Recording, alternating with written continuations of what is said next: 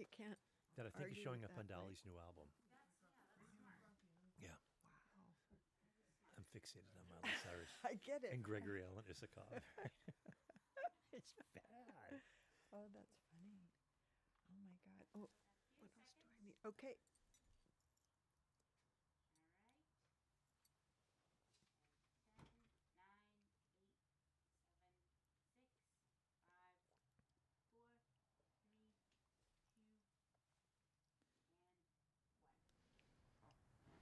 Good morning.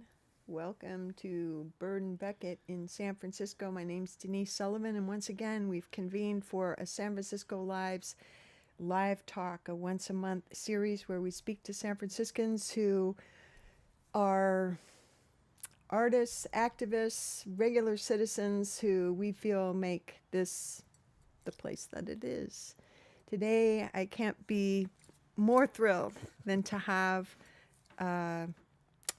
well, full disclosure, an old friend, but an activist, an advocate for HIV/AIDS awareness, and a public health policy maker, and just a general, all-around special person, Mike Shriver. Welcome. Thanks, Denise. How are you? I'm great. It's good to see you. And, you know, I've been starting these talks with a little bit of a brief on how you did during the pandemic. And I know that your pandemic, well, this pandemic, before we get to the other pandemic, was pretty extraordinary. You want to give us just a rough sketch of what your last 3 years have looked like? My apartment, I think, is the full answer. In January of 2020, before COVID hit, I was diagnosed with a rare autoimmune disorder and ended up, because of my immune system and the medications I was on and the fact that it pretty much paralyzed me, I've been in my apartment for the last 38 months. I've just recently been sprung, and it is this incredible, incredible feeling of liberty and terror at the same time, because while the world was not going on during the first run of COVID, I was in my apartment watching really bad TV and listening to music and reading. And then as the world sort of opened up, mine still didn't open up until a new neurologist, a new treatment approach, and Katie barred the doors. Like I have freedom again. Yeah. And it's fascinating to come back to this city. I mean, it's interesting when you talk about San Franciscans. It hits me now. I really am a San Franciscan. This is always a destination when I was a kid, but this really is home. This is my city. So now being able to move around freely is great freedom. Yeah, I can't imagine, because it's strange for many of us who spent a lot of that time indoors and not doing our usual activities. But given that you were unable to even move around freely, but now you have, ability, and you've made this comeback. Just the tentativeness with which you might step out of that apartment and without a mask too. I was really cheered to hear that you were cleared by your doctors to. My new neurologist has a completely different approach to whatever it is that's going on with me, and I learned early in the AIDS epidemic that when I find a physician or a healthcare system that works, I'm very loyal and I very much trust it. And I have had the best care. So my old neurologist was phenomenal, and his approach was really cautious. The new one is the exact opposite, and I really do trust my physician. I did a little research. My primary meeting with him was really great, although his initial bedside manner was really like bricks. Yeah. But then I really realized, he knows what he's doing. And it's sort of a sound or a skill set that you develop with working in healthcare or with public health policy. Yeah. There are times at which it clicks that, I know to trust this system. I know to trust this person. I get what they're doing, or I get what it's doing. And that happened about 15 minutes into our initial meeting. And it's like, okay, Wow. I'm in for the ride. Wow. That's interesting. Last month, our guest was a doctor who deals with environmental illness and public health policy, right? And she is a very forward-thinking person that is obviously on the same page as you are, and yet some of us have not had that experience. And citywide, there's been a lot of talk about the policies surrounding this pandemic. But before we get into your experience with the bureaucracies and from local to national government policy, right? Let's go back to that story of, you said you always wanted to get here to San Francisco to start your life. How did that unfold? So I'm on a bus. Oh, I should tell the beginning of the story. When I graduated from college, I really didn't know what I wanted to do with my life. And so I did a year of a domestic Peace Corps program of sorts. And I chose to teach in West Oakland and lived in a house in Hayward. And they had the big gathering of all the houses. There were 4 houses around the country. And we were all going to meet. And then we had one big outing. We were going to San Francisco. And I just didn't believe it existed. I'm like, I have to go to Haight-Ashbury. I have to go to Haight-Ashbury. I'd studied a lot of 20th century American poetry, particularly my favorites being Robert Duncan, Tom Gunn. So this was the place to be. And I kept thinking, this doesn't exist. Like, the Haight-Ashbury doesn't exist. It's just this mythological thing. And I remember being on the bus. When we got here to the city, they let us free, and I was on the bus. I'm like, you have to take me to the Haight-Ashbury. You have to take me to the Haight-Ashbury. And then the bus, I guess would have been the 7 or the 71, dropped me off at Haight-Ashbury. And I thought, I'm here. And about a week later, friends of mine knew that I loved, I DJ'd on campus at college. They knew that I loved music. And so they said, oh, the best place to go for your kind of music, which I guess was new wave, jangly American guitar rock, was the place called the I-Beam. I had no idea the I-Beam was a gay club, and I wasn't out at this point. But I saved up my stipend, and I took Bart in and went to the I-Beam and walked up those stairs and looked into this room. This is September of 1985. This room full of men, and thought, this is really comfortable feeling. Like, it was this amazing feeling. I've heard people who in recovery talk about when they first get to the room is that feeling like, oh, I'm home. I had that feeling when I walked into the I-Beam, because it just felt so comfortable. And the music was great. Sunday night, the Sunday tea dance at the I-Beam was unbelievable. And so I ended up coming into the city quite often with my housemates, none of whom were queer, but we would come into the city just to go to the I-Beam on Sundays for tea dance. And yeah, it was like this mythological place of tolerance and the Summer of Love and Scott McKenzie, and you think about Jefferson Airplane. I mean, all of it. And all of a sudden I'm in it, and it's this great place to visit. And then by 89, it's where I live. By 88, 89, it's where I live. And yeah, never looked back. Yeah. So I remember when we talked last time formally about your story, and how I believe, and you can tell the story, but that those rides in on BART and getting off at Civic Center and encountering some of the folks who were A, living on the street, and B, demonstrating about the conditions on the street, kind of also, you had another kind of click where it's like, wait a minute, this is something that I am concerned about. Maybe I will get involved. It's the unexplained circle closing is pretty much the way I describe my life. That I had been teaching in West Oakland. I was the physical education coach for grades 1 through 8 and the substitute teacher for grades 1 through 8. And I taught creative writing for grades 3 through 8, which was everything. And I used to take my students into the city to volunteer at the soup kitchen at St. Anthony, or on this one occasion in October of 85, I was taking my 7th graders into the city to go to a demonstration about El Salvador at the Federal Building. And as you're coming up the escalator at Civic Center near the Statue Bolivar, to the right, chained to the Federal Building, was what was to become the Arcades Vigil, the longest standing act of civil disobedience against the government to protest our inaction in the AIDS epidemic. It started in September of 85. So we were there right at the very beginning of it. And what had happened was a group of homeless or nearly homeless gay men with AIDS and what they called ARC, age-related complex, had chained themselves to protest the fact that the federal government was letting this community die. And as my students were coming up the escalator off the BART train, we walked by the Arcades Vigil, and it's me with a gaggle of seventh graders, and the protesters for the El Salvador protests were coming in also, and the folks from the Arcades Vigil came up to as close as they could to the sort of main thoroughfare and started clapping and applauding my kids for actually being civically engaged. And as it turns out, the Arcades Vigil was being supported by an organization called Mobilization Against AIDS, which eventually became the organization that I ran. Mobilization was the oldest California nonprofit AIDS advocacy organization. And so in 85, what came full circle in 93 was me taking over Mobilization.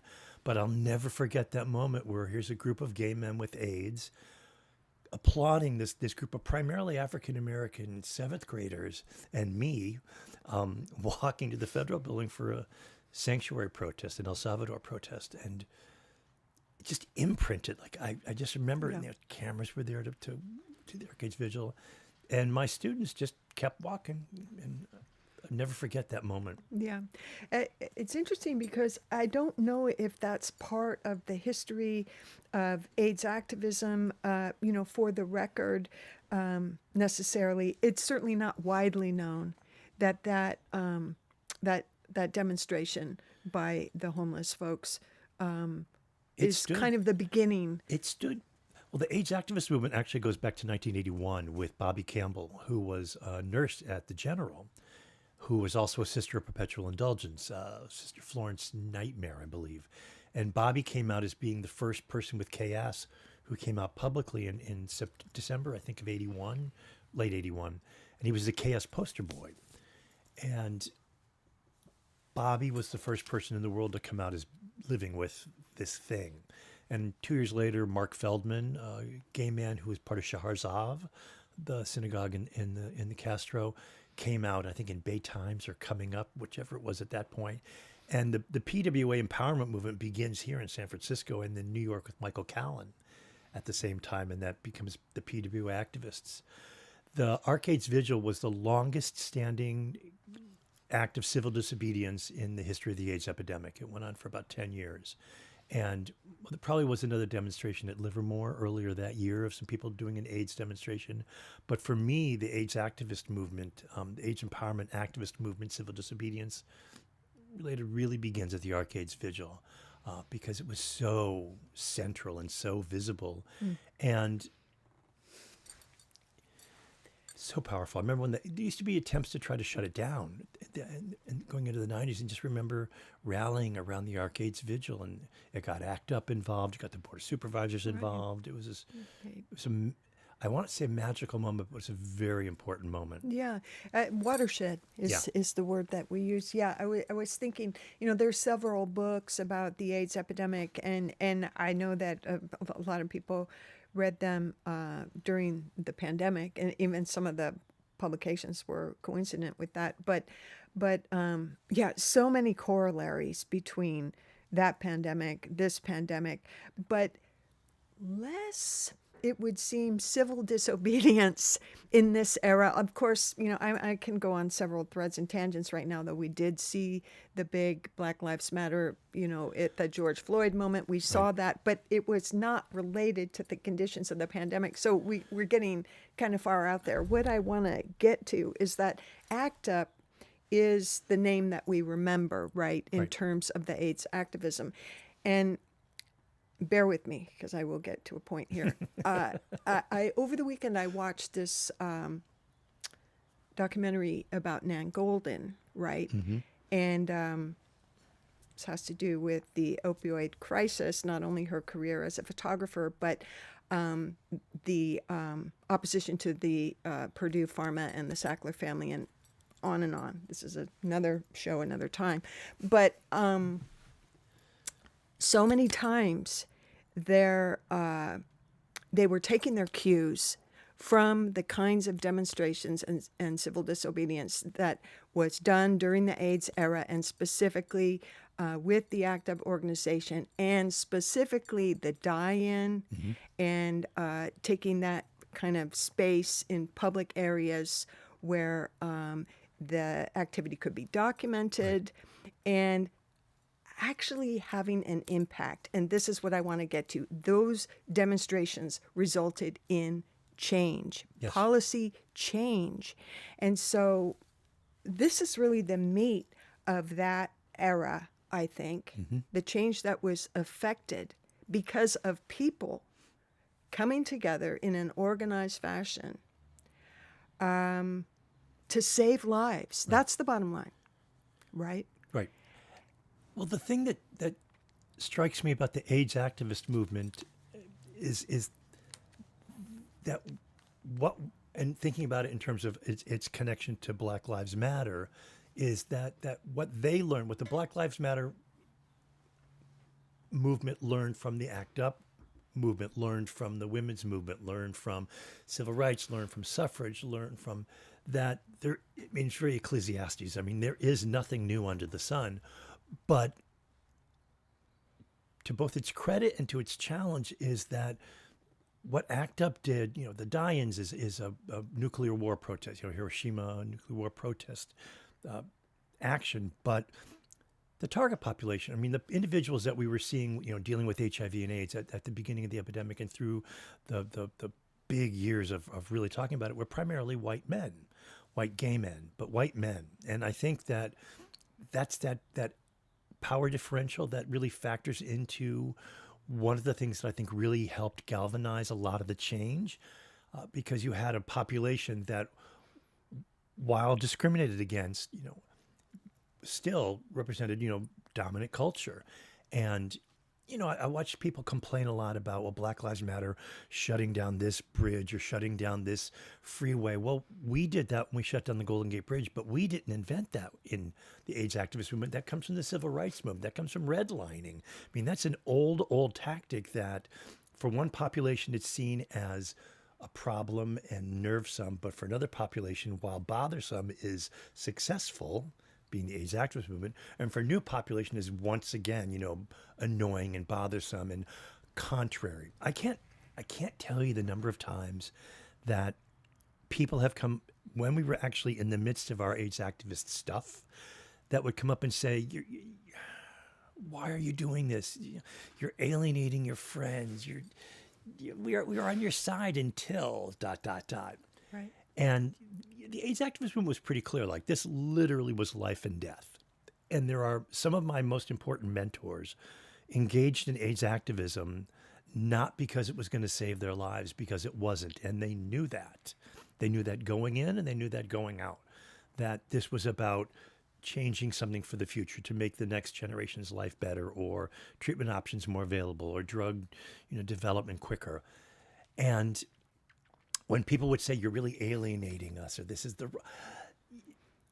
you may find yourself inconvenienced sitting on the Golden Gate Bridge on January 31st, 1989, when we shut it down. Imagine what it's like being told you can't get the medication to save your vision because you've got CMV, one of the opportunistic infections, and you can't take the medicine for CMV when you're taking your AZT.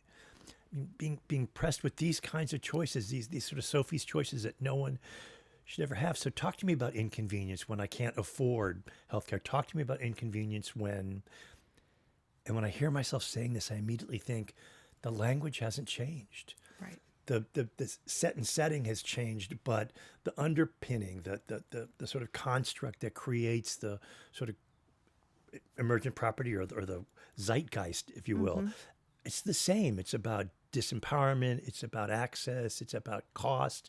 It's about almost a sociological, like, imprimatur, like you matter or you don't matter. And so thinking about the opioid crisis or the fentanyl problem or needle exchange or supervised consumption sites or the language people are using these days around supervised consumption sites is a language that we wrestled with in the late 80s around needle exchange and enabling behavior. And it's the same language that goes to the pill and reproductive health. And it's exhausting for a while because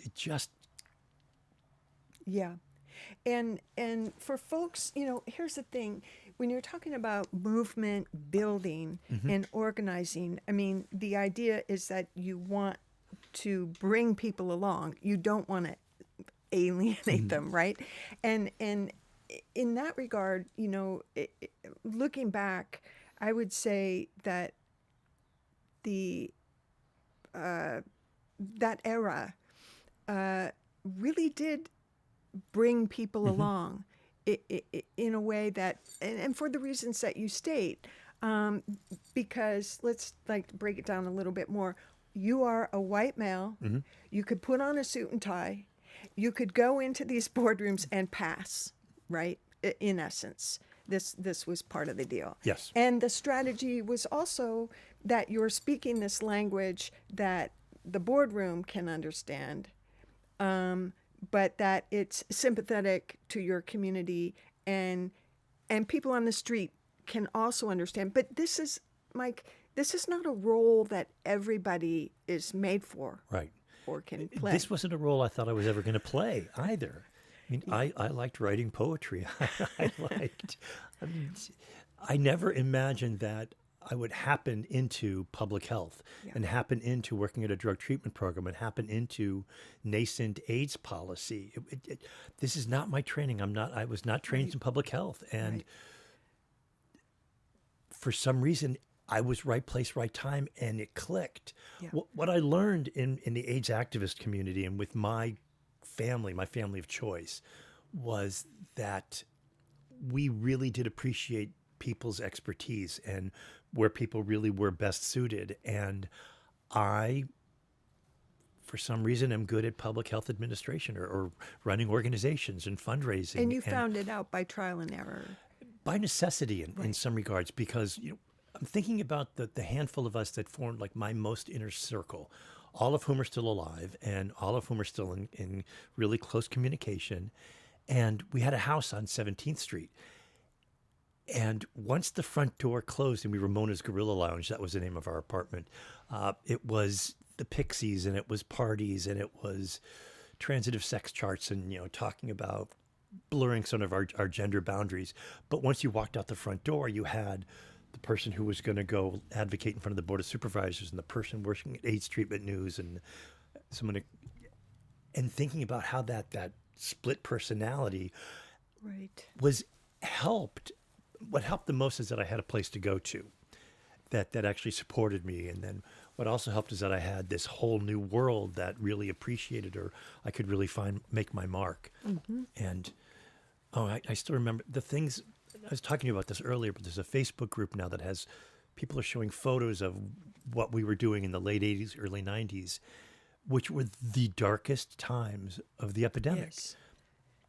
My sister called me in 1994. I was sitting at my desk, and I had just left Davies because one of my closest friends was dying, just sat down at my desk and got the phone call that he had died. And then my sister called on my private line and said, "You sound upset." And I said, "Well, because Andy died."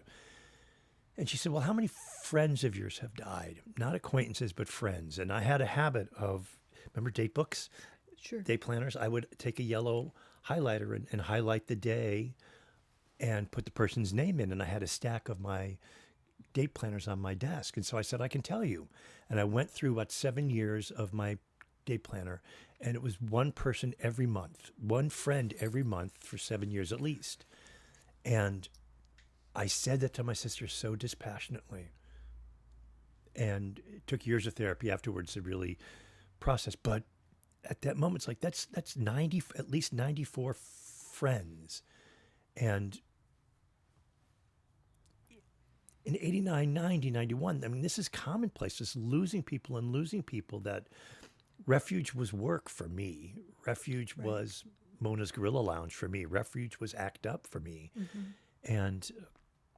But the idea about creating a community that was, we were watching the gay community being decimated. And so in some regards, the ACT UP community was really trying to shore up those ruins and trying to really hold people together for a time that otherwise would drive you absolutely crazy with grief. Yeah. Oh my gosh, it brings back and it calls into question so many things, but I am thinking, about empathy and the numbers and the trauma and the grief. Okay, so because I lived through that Hmm. time, I lost friends, but not in the numbers that you're talking about. And that fraction of the loss and the trauma took me, you know, on my own journey of recovery and Hmm. contemplation. But this idea that you have a generation, okay, and much has been written and talked about this, a generation of men who are now lost. Hmm. And the corollaries, like we're talking about with the Black Lives Matter movement, it's only if you've experienced or lived through that kind of trauma that perhaps you can understand and relate what other communities go through when the loss is so great, when a Hmm. generation of men and women and people are wiped out. Right. But the community has to survive Right. and move on. And this goes back in time, like you said, we're back to slavery, abolition era, et cetera. Families that have generationally lost. So you're dealing with trauma, Hmm. and you're dealing with another segment of the world population that is acting like this never Like happened nothing is going on. and it's Right. not going on. So then, you know, there's Or if lots it of, or if it yeah, is going on, it's going on with a community that we don't that is disposable, that is really not right, a that we're not priority. thinking about. Yeah, and it is that way of thinking is not my way of thinking. I don't understand it. And this calls into question where that line is, and I've been thinking a lot about what motivates us to become involved and to see, to Hmm. wake up and see what's going on versus those who are able to shut down. And I think it really comes down to this core of what they used to call the moral imperative, Hmm. in the 60s civil rights and anti-war movement. And I'm just wondering, and those movements were rooted oftentimes in religious and spiritual belief. Hmm. And I don't think that we can have this conversation and not bring that into the discussion, Hmm. because so often the leaders and the people who are most passionate about this work do have you have to have a place to fall back Right. to. You have to have that core Something. foundation, something. And so if you could take us down that path. So it's Denise Levertov, I think, that Robert Duncan quotes. But there comes a time when only anger is love, and the decision to stay to look at life wide-eyed, life on life's terms, I think is a conscious decision to live uncomfortably.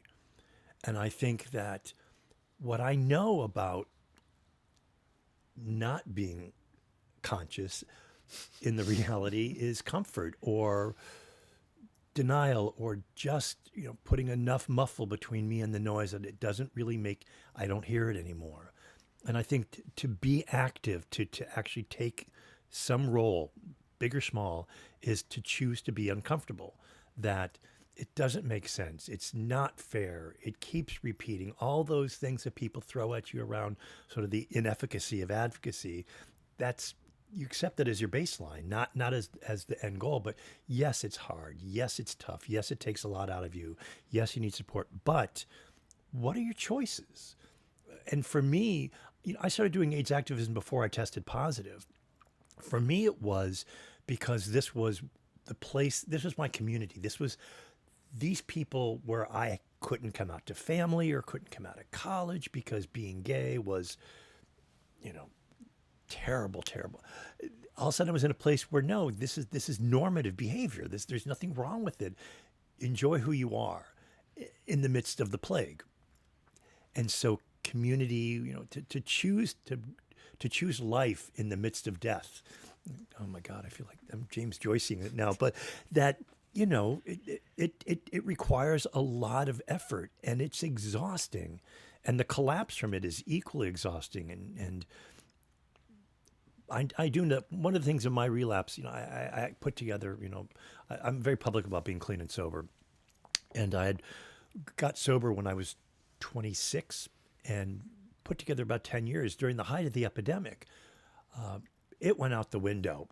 First chance that it had, and part of it I know is the way in which I stopped coping. It was just, but I do think that this, whether it's a spiritual grounding or a personal or community grounding, what held us together, the bonds that held my friends together in '89 and in '93, are still the same bonds that hold us together now. We have a lot of unspoken, we have a lost language of cranes between all of us where everything is in sort of half sentence, and because there still is that. But it's a decision that life is not going to be fun. I mean, you can't check out. The minute you check out, you've sort of traded in your activist card for your comfort card. And for me, that's not a good trade. Yeah. Okay, so this brings me to, so you have that, the family of choice, your home, you know, your home place. And you talked about Mona's Gorilla Lounge and what happened behind closed doors. And I will add this, it came to mind, you know,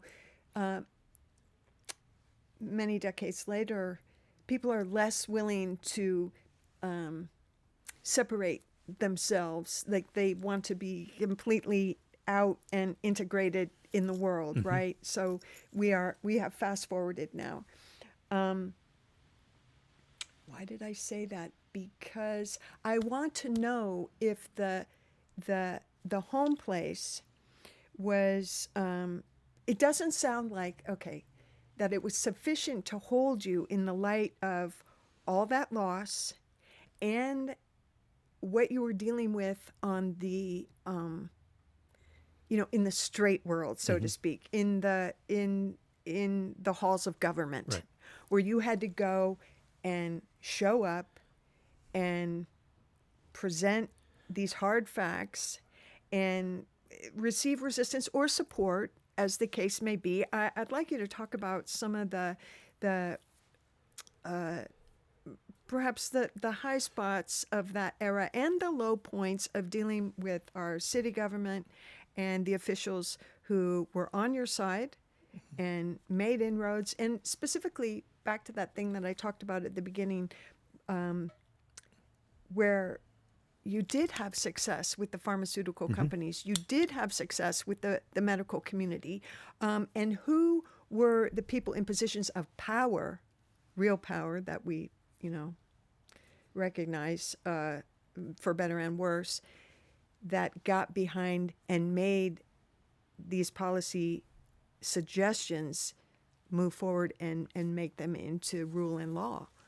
So at this point, that in the late '80s, early '90s, I'm not even 30, and I'm no public health degree. I actually became health commissioner in '93 here in the city, because when the Health Commission was founded in 1985, they always had an HIV positive gay man on the Health Commission. And the first person, Jim Foster, died, and he was succeeded by a gentleman named Pierre Luddington, who threatened me one day when I actually came to the Health Commission to defend a contract. And by threaten, I mean, he was sort of joking, but he goes, because I just didn't like the bureaucracy. It just drove me crazy. He goes, when I die, you're going to take this position. That's my curse. And when Frank Jordan was mayor, Frank Jordan appointed me to the Health Commission.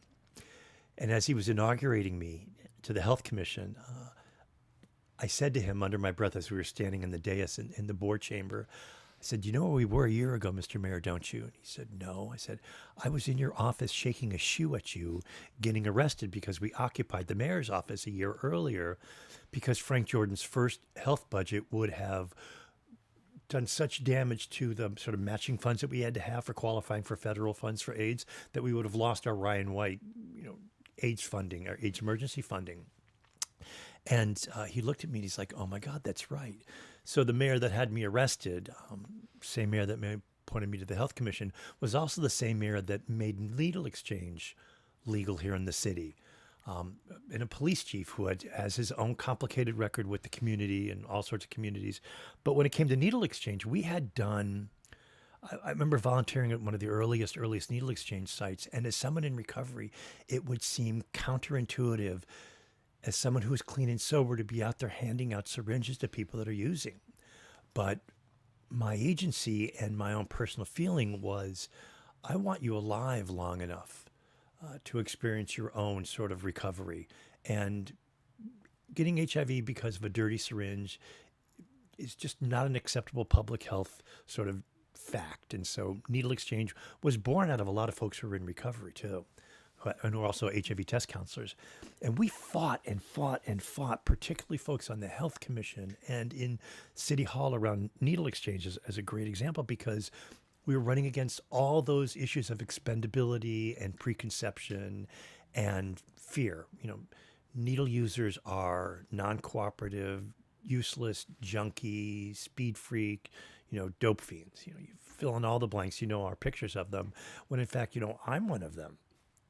And, depending on which side of, whether I'm in the using side or the clean side, is whether or not you think I'm worthy or worth less.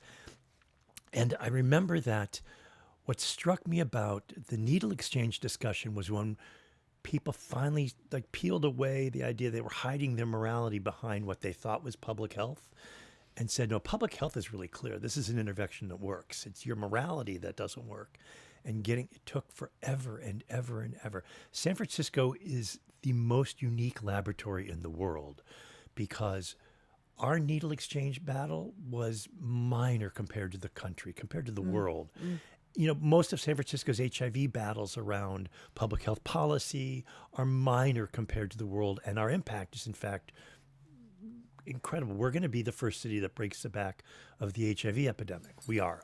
We're very close. We're still under 200 new infections a year, which is unfathomable given where we were in 1989 or even 2001 when we were looking at 2,000 new infections a year. And this is the Vision Zero. I always forget if it's Vision Zero, Zero Vision. And the epidemic, getting to zero. Getting to zero. And getting to zero is complicated because we've learned a lot in this city about how to stop HIV transmission in almost every community, except the same communities that keep showing up with HIV infection rates, the exact same rates that they had in the beginning of the epidemic.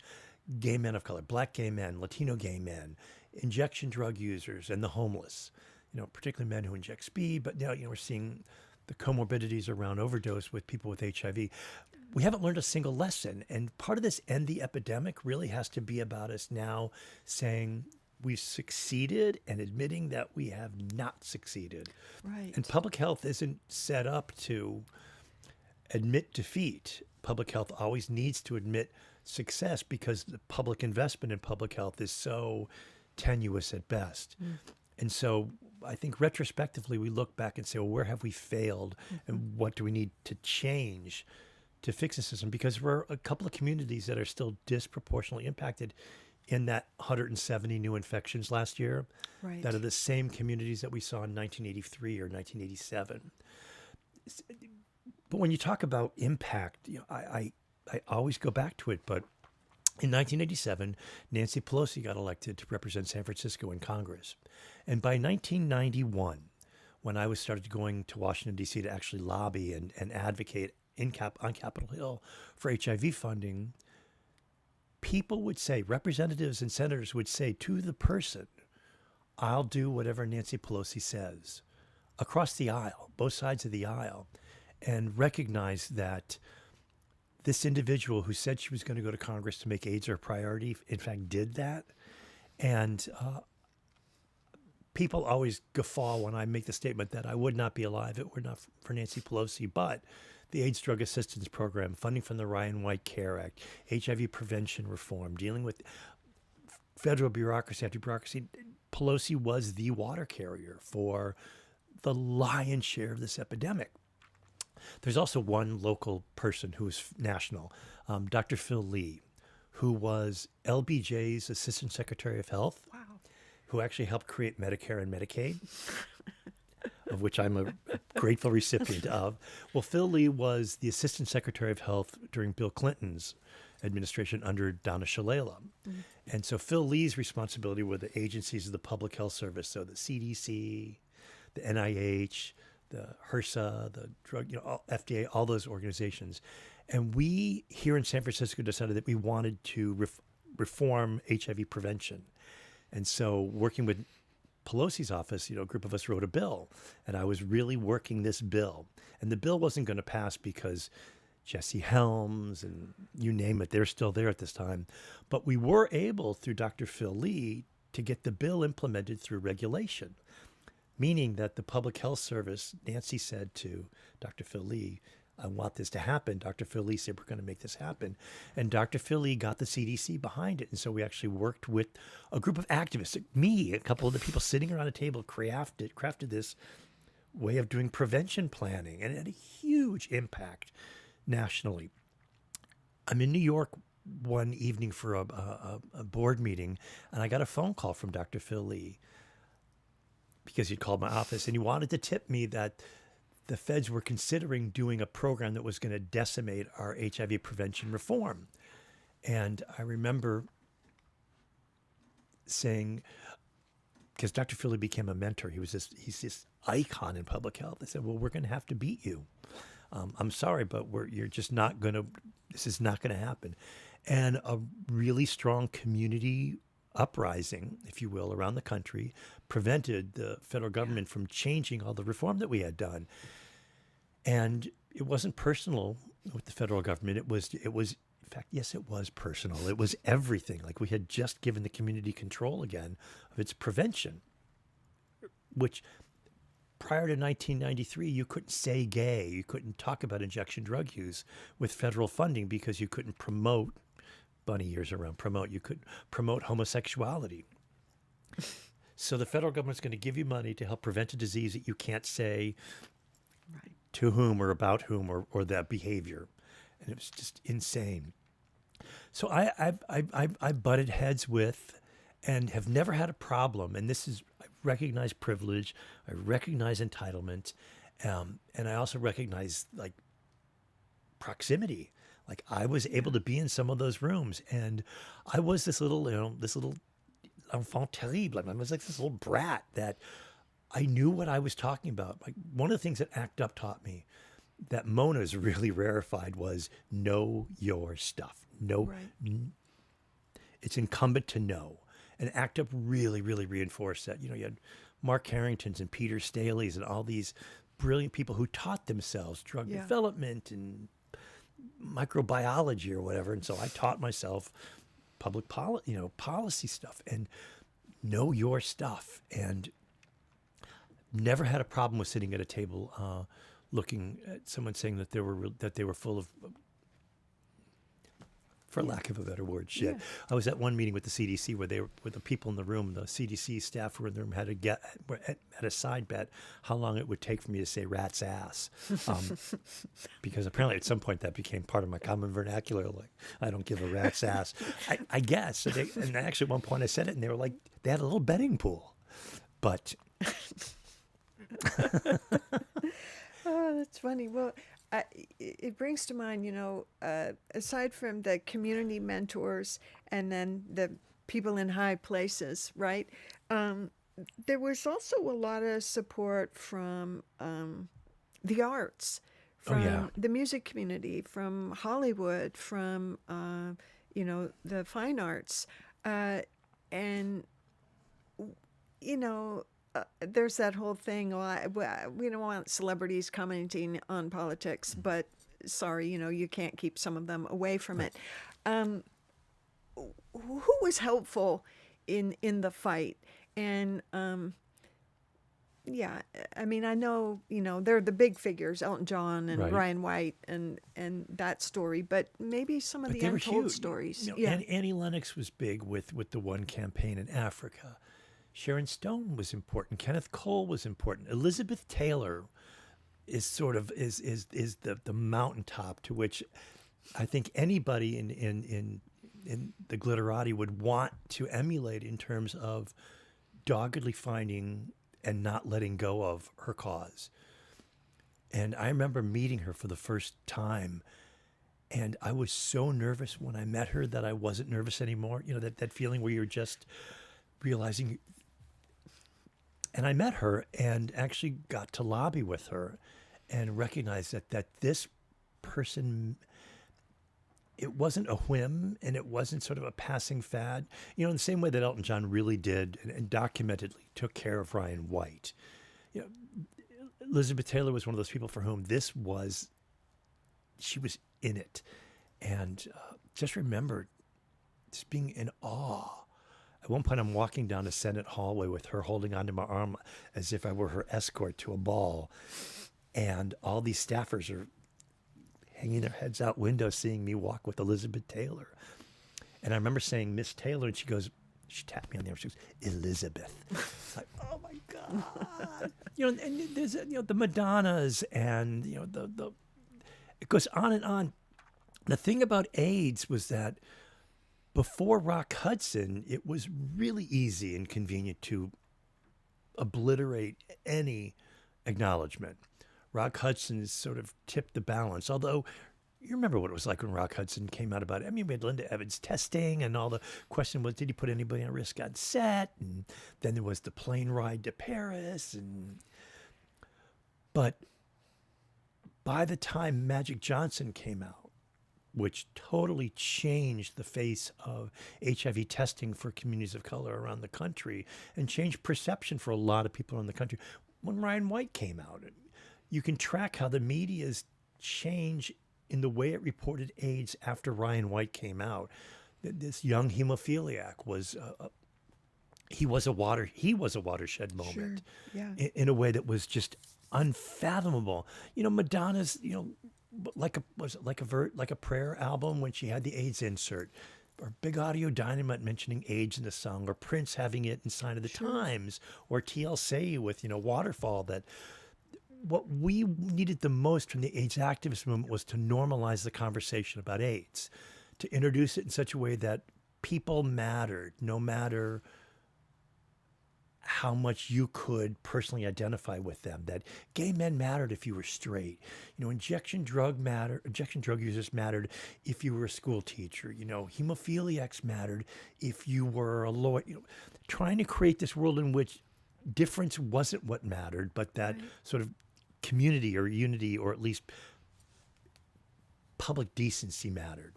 And every time Katie Lang or anybody, Michael Stipe, anybody did something that was out there around the epidemic, they were all sort of mini watershed moments. The Red Hot and Blue album.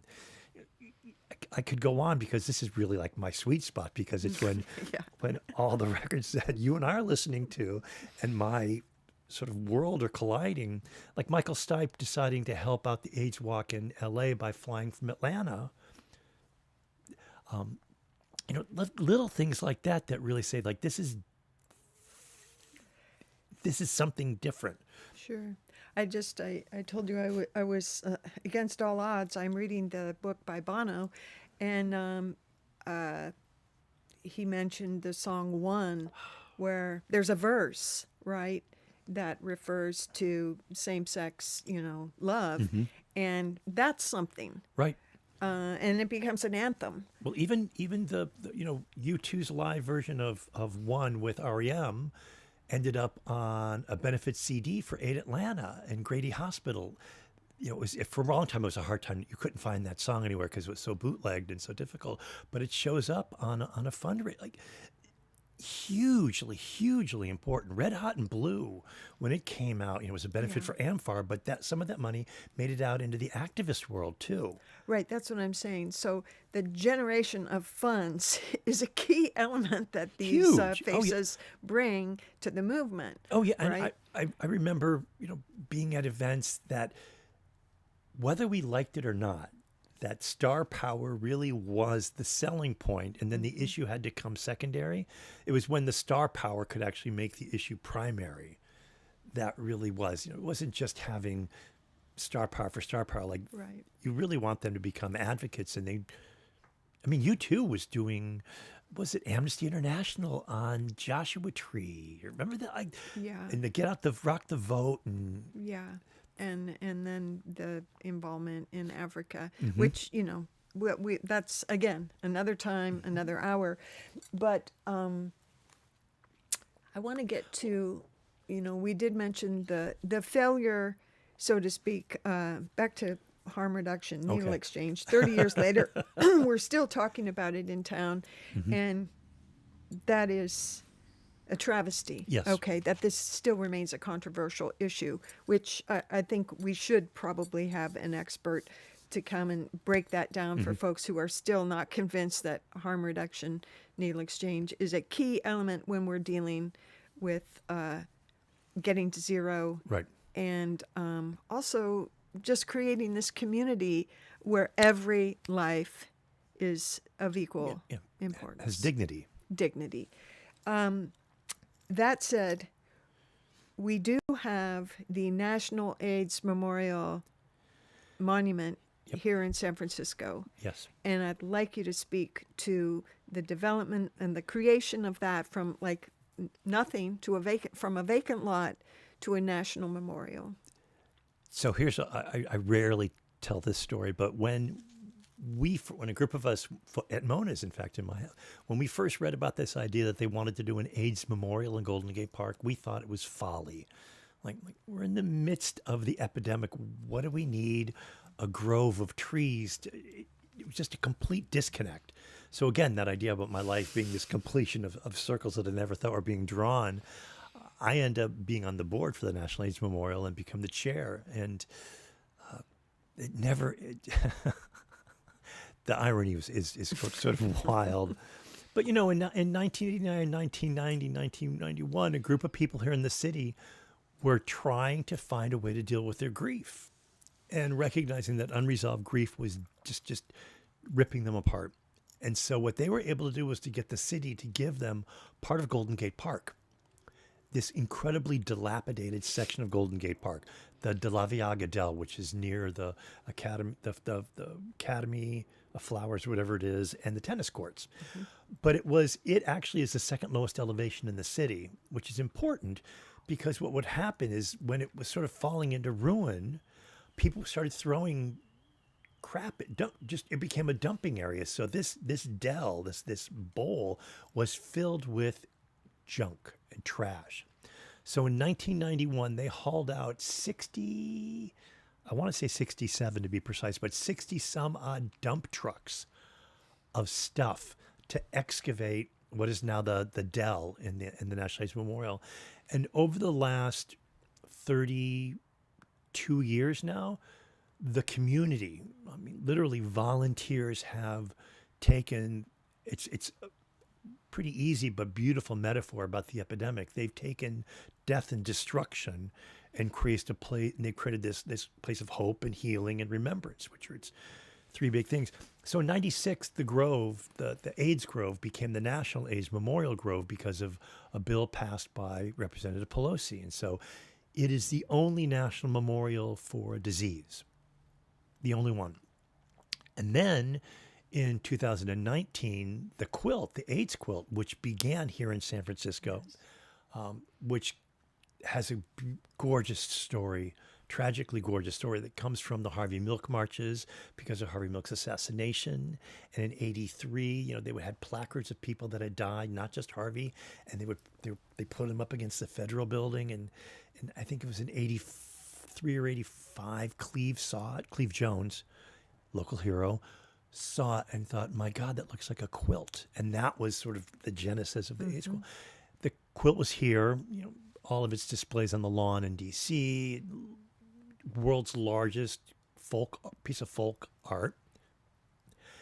Then it moved to Atlanta because rents here were too expensive at the beginning of the millennium. In 2019, the AIDS quilt was given to the National AIDS Memorial. So now the National AIDS Memorial has both the physical grove, which is a designated memorial, national memorial, and the quilt, which is this piece of the community soul, like the AIDS community soul. Everyone, moms, dads, and they're together now. And the grove, which is my euphemism for it, that the National AIDS Memorial, is in the process now of figuring out how to take the lessons that it holds Yes. as the keeper of the story and uses it to inform future generations. And so there's discussions. It was in the New York Times a couple of years ago. There's discussions about creating a center that's about social Right. policy and social justice and community health, using the AIDS epidemic as the prism, but not a museum, but a center of learning and of a catalyzing center. And so I know that's in discussions now.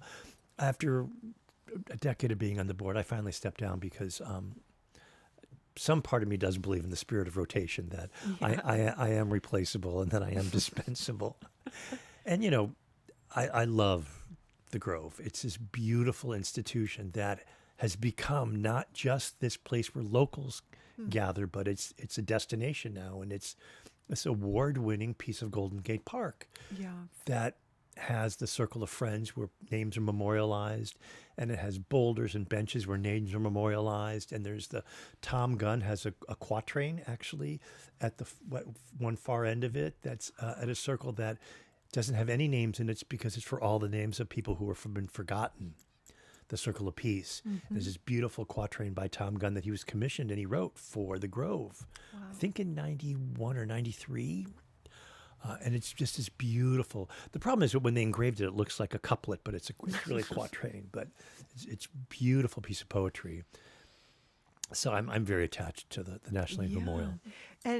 But this idea of a center, I'm thinking much like maybe like the King Center in Atlanta, where it's an institution for learning, and not so much a museum Right. like the Civil Rights Museum in Memphis. But is that dream kind of alive? Is it in action? They are they being the National Land Memorial are actively, because it's part of their mission. Yeah. And I think would it be on site here in the city? I think it has to be. I personally think it has to be here in San Francisco because there is no other place in the world that has done for the epidemic what this city has done, for all of our privilege and sort of chauvinism, if you were. But this city is exemplary, and this is the first city to put money behind the AIDS epidemic ever. The Board of Supervisors, Dana Van Gorder working with Harry Britt, with Dianne Feinstein in 81. I mean, this city did first. And so I think it's logical that the city be the home of this center. And I think the comparison to the King Center or the lynching. Right. But and to some extent, the Civil Rights Museum in Memphis, which is mind-boggling, the idea that it's not just about what happened between 57 or 51 and 68, but it has that continuation line to it and how it informs the future. The idea of museum doesn't work because there's nothing static about our public health crises. There's nothing static about sort of intersectionality. Intersectionality requires kineticism. It requires movement. And you actively have to continue to keep people under thumb in order to continue this system of oppression or of inequality. I mean, it's there. That's an active system out there that really keeps perpetuating racism or sexism or misogyny or misogynoir. I mean, they're actively doing this, and so a center has to respond to an action verb with an action verb. Yeah, it's interesting, that distinction, and thank you for making it, because sometimes institutions, of higher education and museums and cultural institutions, they kind of fall under one bracket, but there really is a distinction to be made there. And but I do think that we owe it to the world to actually curate the story of the epidemic, because it is, while it has all of its tentacles in the past and its roots in the past, it is a unique story that really needs to be told, both its successes and its failures. Yes. So I also see it as that's maybe not a museum, but a curatorial sort of thing. Yes, and accepting the points of privilege and entitlement and whatnot. Like you said, San Francisco really was central, as was New York, as places where gay men were concentrated. and that the activity from coast to coast to make something happen to solve this crisis was centered in these places. Yeah, So very that, much so. that cannot be denied. In terms of this most recent pandemic that we experienced, you know, San Francisco did play a role in public health policy, and we certainly did come out okay compared to some of the other spots in the world. We don't have much time left, and I know it's not your area of expertise, but it is something that you lived through, and with your experience in public health, just a comment on where you think, how you think we did, and where you think we're going with this current. See, I was going to ask you that question because I spent my pandemic life was my pre-pandemic life. So I spent all my time just secondhand reading about epidemiology, and you know, the thing that strikes me about COVID and AIDS is both speak to disenfranchisement and both speak to sort of disposable communities, and both speak to privilege too, you know, and I think the piece that we don't talk enough about is the power of disinformation and the power of denial. I mean, we dealt with an incredibly violent AIDS denialist movement here in the city, and I don't think we talk enough about how important that movement was internationally around perpetuating the AIDS epidemic. And we saw exactly what it's still doing with COVID, and this idea of don't trust science, don't trust public health. The lessons that we learned from the AIDS epidemic around trusting science and being part of the solution in public health. The COVID denialism is saying, oh, you know, black is white, 6 is 5, you know, up is down. And it's mind-boggling to be on. I spent my COVID life on Twitter, and watching how, in fact, social media became not just a conduit, but an active agent in public disinformation and sort of public denialism, and thought, this is not what I ever thought this platform was going to look like. You know, MySpace and cat videos, and, you know, sharing music videos that YouTube would take down because of copyright infringement. Great. But all of a sudden seeing Twitter and other social media platforms actively being part of the denial movement, and platforming denialists, I thought, this is, you know, we had to deal with the New York Times being recalcitrant and being terrible about even saying the word gay. But Active New York went after them, and you know, activism brought about changes. Now, when you're literally fighting Twitter around platforming denial, and hatred, and you know, sending in a report and then having to go back, this doesn't violate our code of conduct. Well, they just said for all the Jews to die, or they just said that COVID doesn't exist, and you know, there is a story to be told about what happened with COVID and the power of social media disinformation. Wow. Well, given that we're still kind of in the midst of trauma, and I think that it'll take many years for us to unpack the story of COVID in the 21st century, we will commit to devoting another hour or 2 or 10 to this subject. And I can't thank you enough, Mike Shriver, for being here today to begin and open the door to this discussion of 21st century activism, and holding that line against hate, and keeping your heart open to all of our people. Thank you for the work that you've done for City of San Francisco and for all of us. Thanks. Yeah. We'll be back next time. Not next month. We're taking April off, but we will return in May for another edition of San Francisco Lives, live from Burden Beckett in San Francisco. Thanks to everyone who makes it possible. Eric, Jenna, Gabby, and the whole Glen Park scene. See you next time. Thanks, Mike. You're welcome.